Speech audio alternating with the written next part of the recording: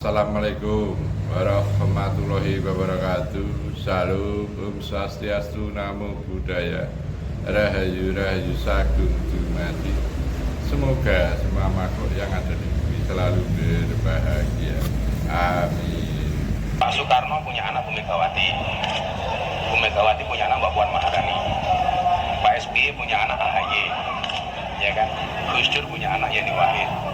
Tapi kenapa yang dibilang dinasti cuma Mas Gibran saja?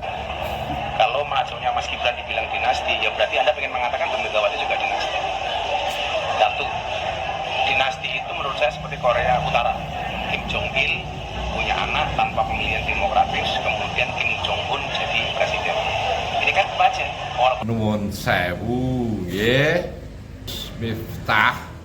Kali lagi ini yang kedua kalinya saya mengingatkan Anda yang kemarin dengan kata-kata Anda, siapapun yang berani menyuruh Lutfi atau Habib Lutfi bin Yahya acok. Nah, ini yang kedua kalinya Gus atau Kang Miftah. Nuwun sewu nggih. Harusnya panjenengan ahlinya di bidang agama, cukup Anda berkecimpung dalam hal agama saja. Soal politik Anda menilai seperti itu, Anda berarti tidak tahu sejarah. Di TikTok saya mengucapkan Megawati tidak sama dengan Jokowi ataupun Gibran. Kang Miftah ngoten nggih.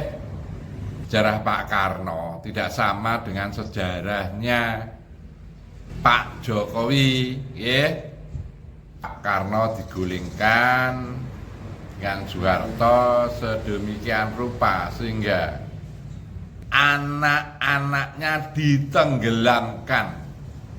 Harap sampean tahu ya, seluruh anaknya tidak bisa muncul di kancah perpolitikan.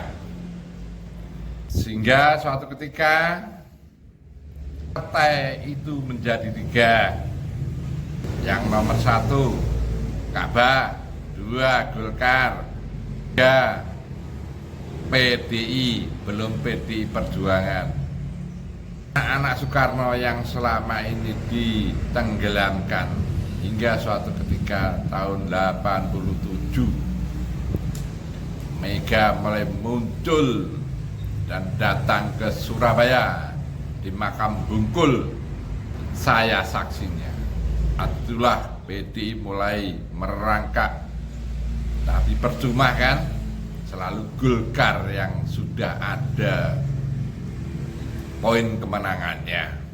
Hingga suatu ketika 98 tumbang, PDI menang sekitar 19%. Padahal saat itu sudah diomongkan kalau siapapun yang menang itu menjadi presiden. Nah saat itu Amin Rais dan gerombolannya hingga mendorong Gus Dur untuk jadi presiden dan Mega jadi wakilnya. Dan kalau Mbak Puan, anaknya Mega, itu masuk ke pengurusan dulu sehingga suatu ketika dia masuk ke DPR. Nah, sekarang soal Jokowi, Kang Miftah.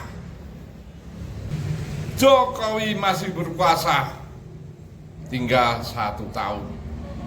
Dia sudah mendorong Gibran dengan trik-trik MK-nya, mahkamah keluarganya, mengubah dan buru-buru sehingga banyak yang keliru dan cacat hukum. Dan sebelum itu anaknya yang bungsu sudah diselipkan ke PSI cuma 2 hari Kang Miftah diangkat jadi ketua umum. Adakah yang selama ini seperti itu? Punya kartu anggota 2 hari langsung diangkat? Tidak ada kongres-kongresan?